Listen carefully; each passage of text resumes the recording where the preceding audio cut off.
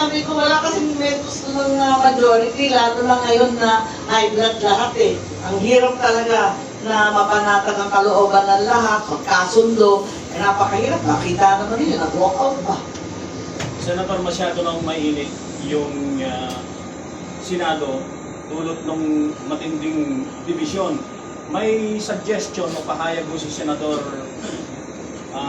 Pangilo Lacson na ang makakapag-unite daw ng Senado ay gawing Senate President si Senador Sherwin Gatchalian. Anong take po ninyo doon, Senador?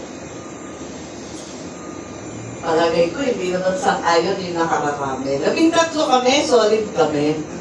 Yung 11 isa, iba naman yun. Kung ano yung kandidato nila, minority pa rin yun. Do you think by Monday, yung 13 majority ay 13 pa rin? Dapat naman. Kami, solid kami. Yun nga lang, yung kinakasuhan, yung hinahabol, kung ano-ano talaga ang nangyayari, yan ang problema.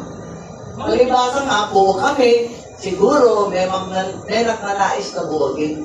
So may mga pinakausap daw po sa according sa mga ilang senators. May alam po ba kayo?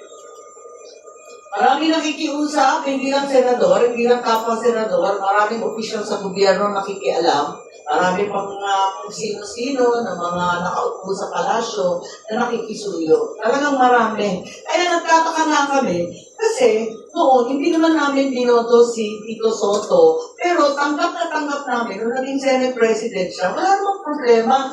Walang ganito na sungkitan, sulutan, kung ano-anong announcement sa media, pati ba naman yung mga press natin, nagagamit sa kaka-announce na kung ano-ano, ang maliwanag, kung wala kang boto, tahimik muna, trabaho muna.